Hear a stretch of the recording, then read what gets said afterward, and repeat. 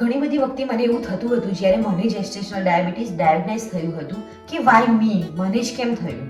આઈ નો જેસ્ટેશનલ diabetes scary છે. એમાં તો પણ આપણે સાંભળીએ કે એની કોમ્પ્લિકેશનો કે બેબીનું કદ વધી જાય ગર્ભમાં, પછી બેબી જ્યારે બોર્ન થાય ત્યારે એનું શુગર ડ્રોપ થઈ જાય, પ્રીમેચ્યોર બેબીનું બર્થ થઈ જાય, કાં તો પછી મોમને બી ડાયાબિટીસનું રિસ્ક વધી જાય લેટર લાઈફમાં. તો આ બધું સાંભળીએ તો ડરી તો જવાય જ, પણ હવે શું કરી શકીએ? બધા કહે છે કે તમે શુગર કંટ્રોલ કરો તમારા પ્રોપર ડાયટથી, એક્સરસાઇઝ કરો, પણ બધું કઈ રીતે? Watts next? ઓકે, તો આ વિડીયોમાં આપણે completely step to step guide છે કે શું ખાવાનું, કઈ રીતે ખાવાનું, શું નાસ્તામાં ખાઈ શકાય, કઈ રીતે એક્સરસાઇઝ કરી શકાય, તે ડિટેલમાં અમારા એક્સપિરિયન્સ પ્રમાણે તમને જણાવીશું. તો ચલો સ્ટાર્ટ કરીએ આપણે બ્રેકફાસ્ટથી, કે હું મારો દિવસ કઈ રીતે સ્ટાર્ટ કરતી હતી. તો ઓલવેઝ મેક શ્યોર કરતી હતી કે જ્યારે હું ઉઠું ત્યારે 1 ગ્લાસ ગરમ પાણી અને 5 થી 6 રાતની પલાળેલી બદામ ખાતી હતી. અને નાસ્તામાં હું ચા કે કોઈ કેફીન લેતી નથી, બટ ઇન્સ્ટેડ હું ગ્રીક યોગર્ટ લેતી હતી. ગ્રીક યોગર્ટ સાથે કોઈ પણ થેપલા, લેટ્સ સે તમે ચીલા બનાવી શકો છો, મેથીના થેપલા બનાવી શકો છો. ચીલામાં તમે સ્પ્રાઉટેડ મગના, પછી ઓટ્સના કે પછી બેસનના બનાવી શકો છો. મેક શ્યોર કરવાનું કે તમે થોડું એમાં પનીર શ્રેડ કરીને નાખો, also with some vegetables for more protein rich breakfast.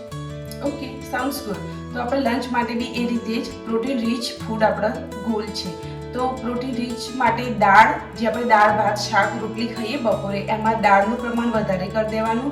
Salad કાં તો શાક, અને ભાત અને રોટલીમાંથી કોઈ બી એક ઓપ્શન, કાં તો ભાત પછી કાં તો રોટલી લેવાની. અને એની જોડે છાશ, કાં તો ગ્રીક યોગર્ટનું છાશ બનાવો, કાં તો સાદી છાશ બનાવો. અને ડિનરમાં હું કિનવાની ખીચડી કાં તો પછી મિક્સ દાળની ખીચડી ઇન્સ્ટેડ ઓફ ભાત અને દાળની. મિક્સ દાળમાં તમે બધી જ ડિફરન્ટ દાળ લઈ શકો છો, અને એ પણ કુકરમાં એક સીટી મારી અને જ્યારે ગરમ ગરમ બની જાય ત્યારે થોડું ઘી નાખી અને ખાઈ શકો છો. બીજો કોઈ ઓપ્શન લેવો હોય તો તમે પનીરનું શાક ખાઈ શકો છો, ઓલ્સો સોયા ચંકનું શાક. અને મેક શ્યોર કરવાનું કે તમે ખાલી એક જ પરોઠો ખાઓ કાં તો પછી 2 નાની નાની રોટલી ખાઓ એની જોડે, અને છાશ પીવાનું ભૂલશો. ઓકે, જો નાસ્તામાં કંઈ ખાવું હોય તો આપણે શું ખાઈ શકીએ? તો ફ્રૂટ લઈ શકીએ, પણ હાફ ફ્રૂટ લેવાનું. જેમ કે એપલ, હાફ એપલ લો તો પીનટ બટર જોડે તમે ખાઈ શકો. પછી સિંગ ચણા, કોઈ સિઝનલ ફ્રૂટ કાં તો વેજીટેબલ હોય લાઈક કે લીલા ચણા કે ઓળા કહીએ એને શેકેલા લઈ શકો. પછી કંઈ ટેસ્ટી ઓપ્શન જોઈતો હોય તો ચણા દાળ, મૂંગ દાળ કે પછી ચણાચૂર હોય એને ભેળ બનાવી, લાઈક ડુંગળી ટામેટું નાખી અને થોડી ભેળ બનાવીને તમે લઈ શકો. રાત્રે સૂતા પહેલાં જો ભૂખ લાગે તો તમે પિસ્તા કાં તો કોઈ બી ડ્રાય ફ્રૂટ, મુઠ્ઠી ભરીને ડ્રાય ફ્રૂટ ખાઈ શકો, જેનાથી તમારી શુગરની જે મોર્નિંગની શુગર આવે એમાં ખાસો બધો ફરક પડશે. ઓકે, તો આપણને ડાયટ તો બધી ખબર પડી છે, તો હવે બીજી શું વસ્તુ આપણે ધ્યાન રાખી શકીએ? તો ધ્યાન રાખવામાં તો આપણે મેક શ્યોર કરવાનું કે એવરી 2 to 3 અવર્સ ખાઈએ. બિકોઝ જો વધારે લાંબા સમય સુધી તમે ભૂખ્યા રહેશો તો શુગર ડેફિનેટલી હાઈ આવશે. અને જ્યારે તમે સવારે ઉઠો તો મેક શ્યોર કરવાનું કે વિધિન 1 આવરમાં ઉઠ્યાના તમે નાસ્તો કરી.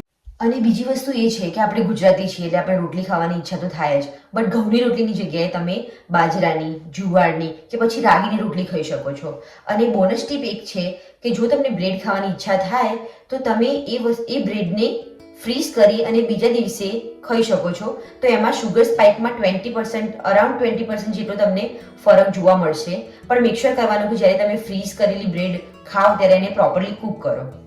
ઓકે, પછી જો તમે એનેમિક હો તો ઘણીવાર કાં તો પછી તમને ઈચ્છા થાય કે ગળ્યું ખાવું છે, તો સ્વીટ કાં તો શુગર કાં તો ગોળ તો નહીં જ ખાવાનું.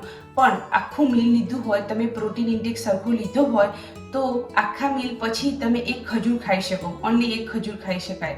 પછી વોક કરવાનું નહીં ભૂલવાનું. બધા મીલ પછી 10 થી 15 મિનિટ, થઈ શકે તો 20 મિનિટ, પણ એમાં ડૉક્ટરને પૂછીને કે જો તમારું બોડી હેલ્ધી હોય અને તમે વોક કરી શકો, પોસિબલ હોય તો 10 થી 15 મિનિટ વોક કરવાની બેસ્ટ છે. Plus staying positive.